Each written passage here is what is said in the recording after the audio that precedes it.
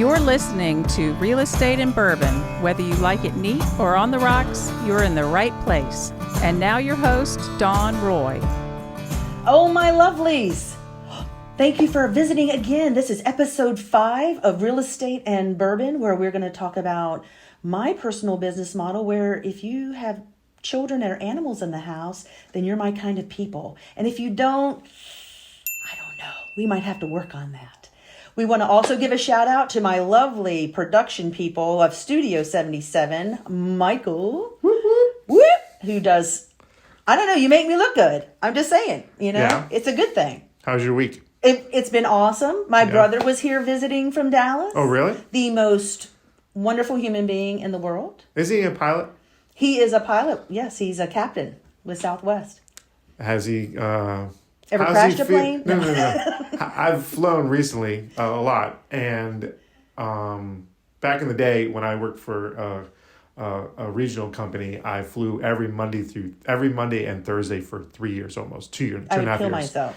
And literally. So it was right before the 9/11 deal and all that. Yeah. But my point was, traveling wise, what it's like today, what I remember back then, what's happening to the pilots because it's not their fault, of how there's less of them now because during the pandemic. Because the large carriers made some stupid decisions. Right, so now they're paying for it. Mm-hmm. So during COVID, there were many times where he flew completely empty planes with just the crew. They may have really 20 people. Just to move the plane. Just to move planes around, right? So now they're packed to the gills. They, when he comes to see me, he does non-rev, which basically shows up in his uniform, and if there's a jump seat available or a vacant seat, right. They do, all across the airlines, they do a courtesy to staff. So he's been bumped a few times where it took him forever to get here, or I took him back to the Richmond airport and he couldn't get on, so I went back and got him. Yeah. It was just another day of drinking. It's all good. We're good. But they are short of senior staff. Right. Because during the pandemic, your major airline carriers were probably listening to their bean counters, and they offered early retirement and severance packages, and they are so short of senior pilots and pilots in general. That's what they're not flying you and canceling because of the weather. Well, no, just letting you know. What happened to me recently is I had a connection flight in Charlotte. Yeah. And I was going down to Florida, and the plane got delayed because of weather. But then because of the weather where the pilots were sitting, their time ran out by the time they got to land the plane in Charlotte, where it was like we were supposed to get on the plane at 6, and they got there at 11 o'clock at night. Yeah. And they started to almost board the plane. They've got like the people in wheelchairs and all that. And I said, 100% they are going to cancel this flight because the pilots are timed out. They are timed out. And then, sure enough, 30 minutes later, they announce.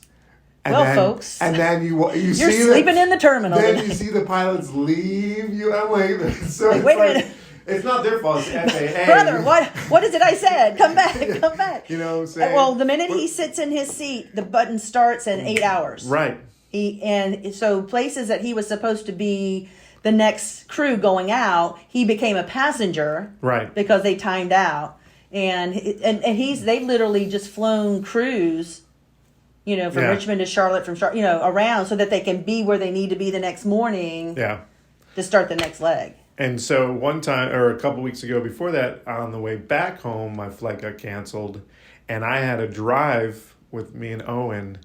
I rented a car. Oh my God, I remember that. And we took a because I think I had an appointment with you for photography, and you're like, I'm trying to get to Richmond. Yeah, and so he did his first 12-hour road trip with me, right. And I packed him up with anything he wanted from Walmart. And you had to wait a minute.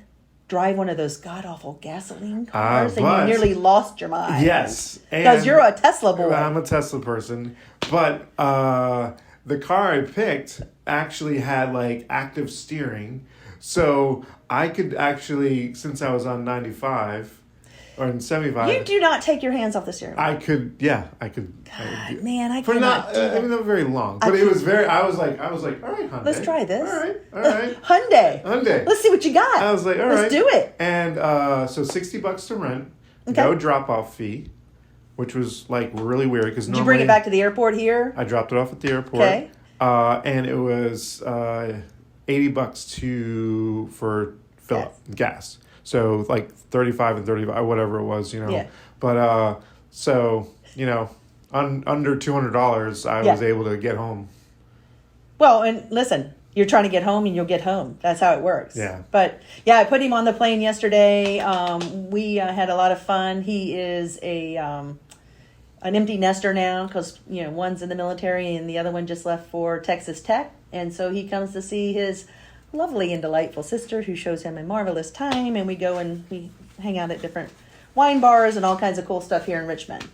Speaking of wine or bourbon or alcohol of any kind, this is Jefferson Reserve. A client gave me this. I have yet to drink this. I don't know what it's going to taste like, and I'm very excited. It is another Kentucky bourbon. It's 90 proof. They're about 20 minutes outside of Louisville, and it's aged 15. So this is a 15-year aged bourbon. What I had, the other episode was Elijah Craig, and minimum is 4. So of A, B, C, D, E of bourbon, E is entry point. So the bourbon going into the bottle can't be more than 125 proof.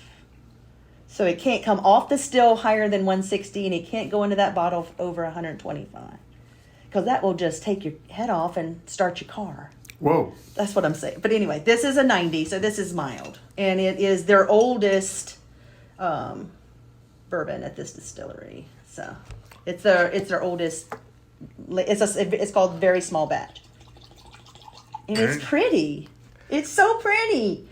And the bottle's pretty. I tell you what, collecting bourbon bottles, drinking them is lovely, but most of them are just pretty bottles. So whoever is doing the marketing and the labeling, you do a beautiful job. How much is that one?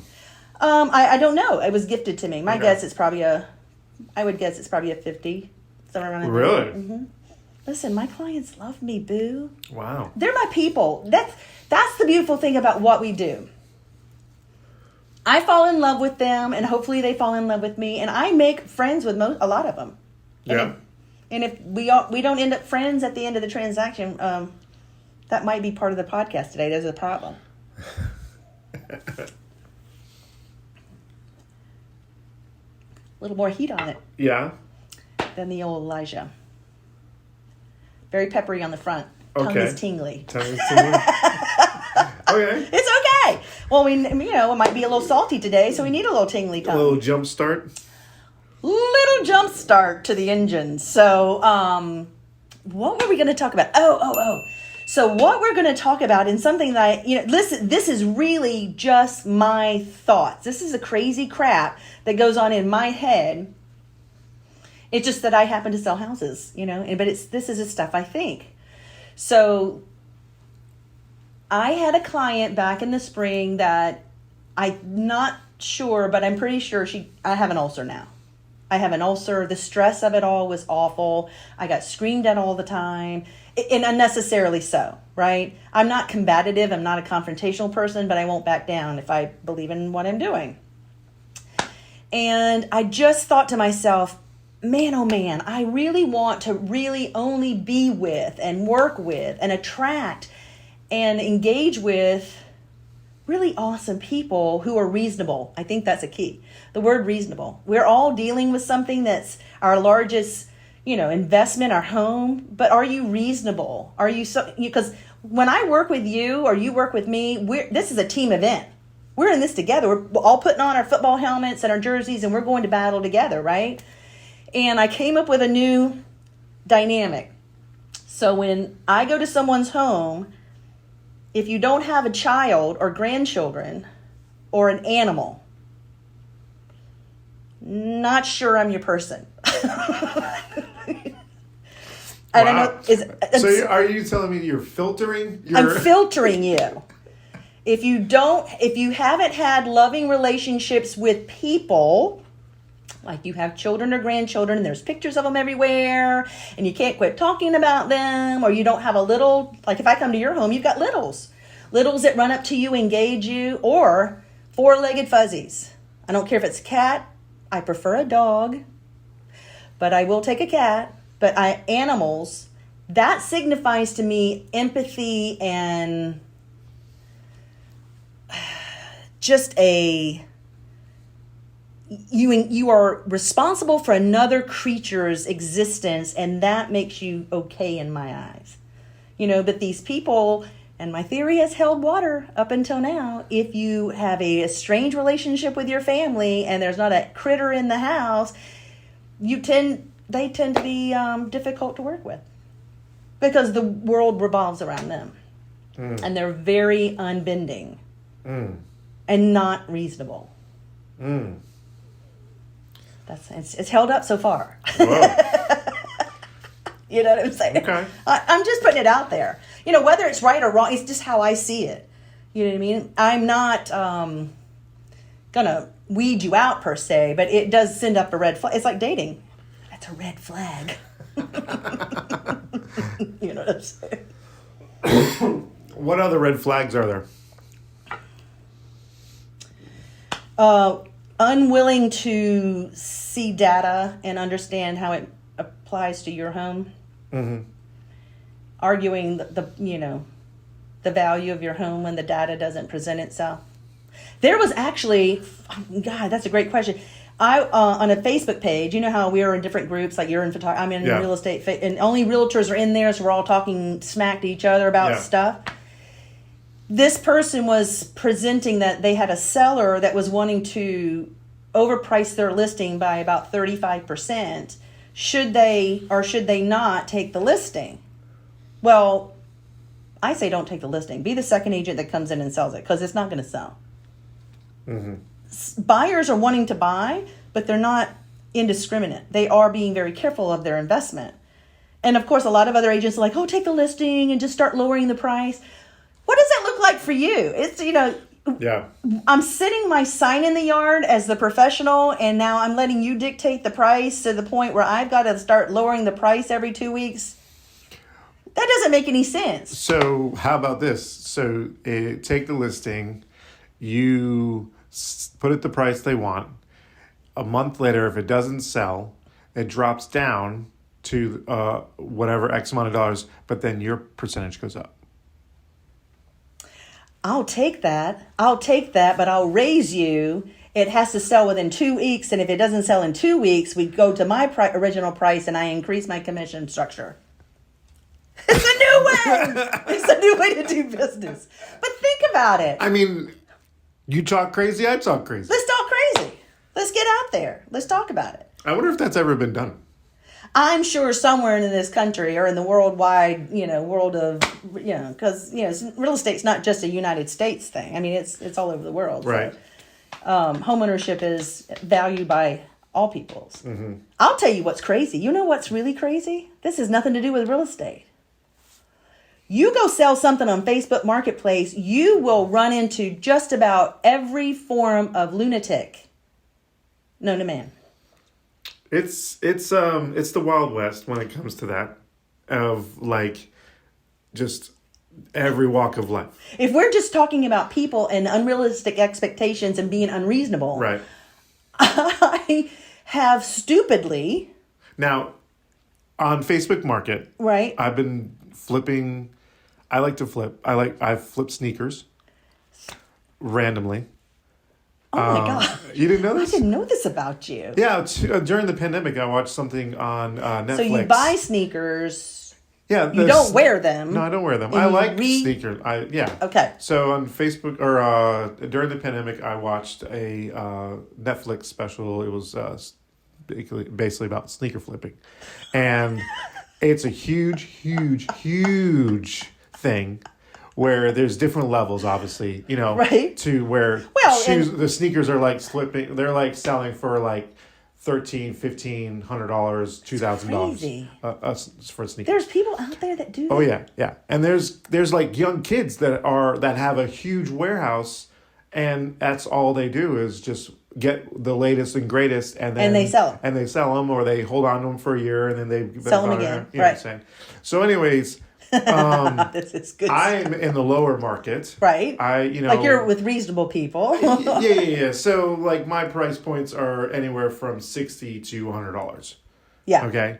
So, when I was really pushing it because I'm so busy, it's just a side little hustle. Yeah. I made $1,000 in 2 weeks, and I spent $200. Holy potatoes. And so, Are you serious? yeah, on sneakers, just sneakers. So and they're all brand. Most of them are actually 90% of them were brand new. Okay. And I found them. You mean there's some that aren't? Some of them I've bought where they were like in great condition. Whatever. But I know that I could, so I got them from another individual. Right. But then I just flip them. But most of them I bought where they were discounted, where I could raise up to where they are normally selling. Right. So I found them. I do the hunting and finding or whatever. And so, but. And you're selling them on Marketplace. Pretty much only Marketplace. And Okay. there was one other app I use, but sometimes it's hard. Are they crazy on Marketplace, or is it just me? Yes. So, but when it comes to pricing it, right, some things go 5 to 10% more than you want. Right. Because they will negotiate. Yes. Down. Yes. 100%. Yes. So I try to start off there, whatever, and then see where it flies. Then for there. Now, there's also I'm not going to drive to meet you somewhere. Oh my God. You can, I will find out of like, okay, this person, I can see their profile somewhat. They seem normal. They can come to me. Right. They can come. Right. Some of them, I will meet them like 2 minutes from my house. I get you. Yeah. So I'm not trucking around. Well, I stupidly thought selling 2 pieces of furniture on Marketplace would be a bright idea. And I cannot believe, and I'm learning as I go. So Zelle, yeah, or any other payment app is a big no-no. Yeah. And if I tell them no cash at the time of pickup, they lose their mind. Yeah. Because they're trying to mess with me. Because I've been told I'll give you a deposit to hold it. Yeah, yeah. But what I've read online is, especially with Zelle and some of those other apps, the link they send to you saying they've paid you is false. It's fake. Yeah. And the money's not even there. Now you can rate that person too, and they can rate you. So understandably so. But listen, it's very simple. My requirements for selling something are simple. Yeah. You come see it. If you like it, you hand me cash. Yeah. I don't see why it has to be complicated. Yeah. Or they'll go, I'm sending my daughter over to pick up the sofa. Mm-hmm. I said, she needs to bring friends and a truck. Yeah. Because I'm not moving it. And B, it's bigger than she can do by herself. Yeah, and that's what they don't read the description, all of it. Local pickup only. Yeah, they don't read like what size is it or all And I put dimensions in there. Yeah, so I put actually the size right in the title. Yeah. So that there's no ambiguity. Right. So cash only in the title. See, I should have called you. I didn't know you were like some sort of. Oh yeah. What is that Tiger King selling the? Oh yeah. Oh yeah. Hold on a sec. What? Are you gonna do? I'm talking, but I'm telling you, I'm not taking Zelle, and you got to bring me cash. And if you're not willing to come and see it, then adios, amigos. I cannot take this crazy. After I sell this sofa, I'm not doing it anymore. What is it? Oh, these are cute. So I just got those. Well, aren't those nice? Guess how much I'd pay for those? I don't know anything. Just guess. $60. No. Less than? Mm-hmm. 45. 25. Okay. And you're going to sell these for? 80. There you go. Now, I just said this, so probably not because it's out there. But my point is... I like that. I've had people where they wanted to see the actual shoe. And I'm like, that is the shoe. So pictures. Do they think they're messing with you? I mean, No. do they think you're messing with them? No, they just obviously I have a good setup and pictures and all Look that. really good. They think that that's a stock photo or whatever.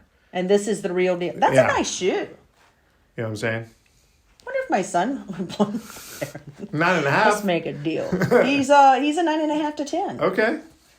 That's a cute shoe. He might like that. And it's a slip-on. Slip on. Very nice. You know. Well, I won't say cute because it's a man's shoe. This is a very nice But shoe. Makes photos- you look masculine. Photos do make a difference when it comes to Facebook Market and. Oh, yeah. You know what I'm saying? Well, I mean, I take good pictures, but I take it with my cell phone. Never take a house picture with your cell phone. But I do take pictures with my cell phone, and I crop it, and I edit it, and I make sure the lighting is right. There's enough overhead lighting, and this and that and the other, Right. you know. And, I mean, I get more interest than I can handle. I mean, it's just like, pew, pew, pew, pew. Yeah, if they And contact it's you more hard- than twice after you say yes, it's available, then they're serious. Okay. If they just say one thing and you say yes, it's available, when would you like to pick it up or when would you like to see it? Yeah. And then they don't say much after that, They're not serious. they're not really serious. Or they'll ask if it's available, then they'll send me an offer. yeah, Have you you can had that? decline. And I go Yeah, you decline. can decline. I just decline. I always decline. Yeah. Unless I really want to move it. Right. Majority of the time, it's like, no, what's that? That's what I'm asking for. Yeah. Move on. I just didn't realize I was getting into the shallow end of the swimming pool with all the crazy people. I'm just saying. You know what I mean? I did not know this. It does leave. But it holds. It's the same theory as I had with having kids and dogs in your house. Yeah. There's just a level of you have to be reasonable. You know, whether you're selling a shoe or a sofa or your home, you need to be reasonable about what the market will hold and what's going on. Yeah. And if, like that Facebook post, now I personally would not probably take the listing. I might present something like you said for sure, just to test the water, because, you know, if they're not serious enough to go through the process, then why are you there, right? So Yeah. are you really wanting, if you're pricing your home 35% over market value, do you really want to sell it? That's my question. Do you really want to sell it?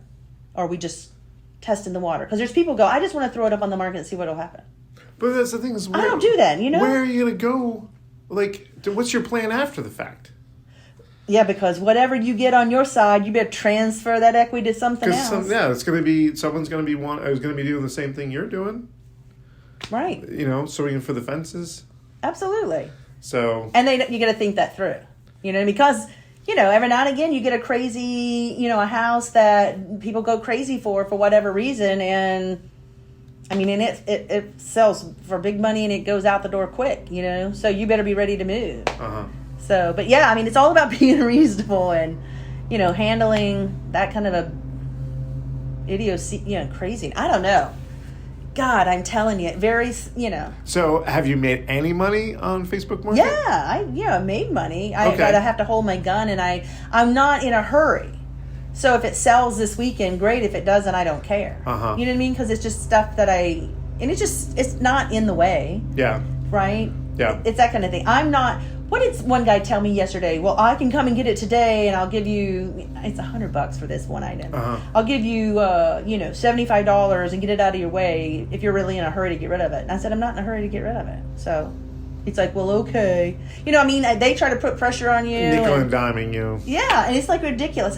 Don't ask me to take less before you've even made arrangements to see it. And Right. Another thing, because it's furniture, I'm very cautious about sending out. So if you and I decided to work together, I will send you my address when you say you're on your way. Yes. And they go, well, I said, I'm in 23114 zip code zone. Right. Okay? I usually say in the neighborhood I'm near. I'm Yeah. not, you know. Yeah. But I'm a single female, right? No, yeah. Who's well armed. But I am a single female. I do. I mean, you can bet your ass you're walking into my house, there's a gun nearby. Yeah. You don't know where it is, but Yeah. I do. Just putting it out there. Well, I Yeah. wouldn't get discouraged about, doing the whole I enjoy it. I've learned to sift but through you've the done noise. it enough, right? Sift through the noise. You know what I'm saying? You sift through the noise, and Yeah. let's go back. God, you're amazing. Take it right back to our original conversation. I have to sift through the noise, Right. Yeah. because just because they call Yeah. and they're interested in thinking about selling their house, it may or may not work for them, and this may or may not be the time, Right. based on their expectations, the condition of the home, what's going on in their world. Mm-hmm.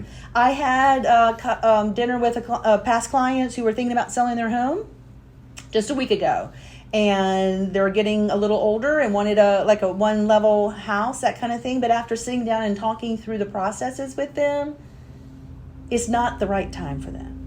They've realized it wasn't the right time. I told them it was. I said, I know it's not the right time for you. You love your home. You're going to be transferring this equity to another house. You're going to be, there's, it's not going to like you're going to cash out money and, put it in your retirement. And they're retired.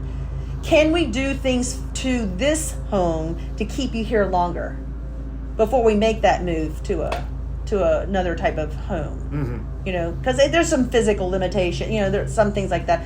But what kind of business model is that? I'm talking people out of selling a home. It's not, we'll sell your home if that's what's best for you. I'm telling you as a professional and as your friend, this is not the time. This is not the right move. Yeah. That's all. You know what I mean? And it's about being patient with your clients, and being patient with, if you're selling anything on Marketplace, be very patient, and do not take Zelle or any other kind of payment app. There's a huge scam going on Marketplace. There's articles about it all over Google. Go look it up. Yeah. But no matter what you do, you've got to be patient, and you got to filter. You have to filter people. Yeah. You have to filter whether or not this is I'm not going to get engaged with a transaction with you if I'm not really interested in the sneakers, and you shouldn't get engaged with me if I'm kind of messing up, Yeah. being wishy-washy. Yeah. So that's really it. That's how it goes. Little lawn guy. I love a lawn service. Yeah. I have a lawn service, and there is just something wonderful about looking out your front window at manly men in t-shirts wielding, gas-powered things. I've had a lawn guy for I'm just saying. a long time now. Yeah. So. When I hear a brum, and I'm like, woo, Mama's going to step out onto the porch and see what's going on. Sounds like a man doing manly things, and I'm all about that. Oh, I know. Shoo. Let's get out of that. Let's back out of that one. But anyway, that's the dealio for today. I hope you enjoyed it. I want you to like. I want you to share. I want you to post. I want you to comment. Is there something about real estate that you want to know about, that you think is going on in the backstory that, I don't know, that could be fun and interesting? Is there a bourbon you like? Can we taste that for you? I'm willing to take, that hit for the community. And if you're a distiller and you want me to profile your bourbon, let Mama know. It's been wonderful being with you. This is Real Estate and Bourbon. Have an amazing day. Thanks for listening to today's episode of Real Estate and Bourbon with Don Roy. If you have any questions about something you've heard on today's episode, send us an email to realestateandbourbon@gmail.com.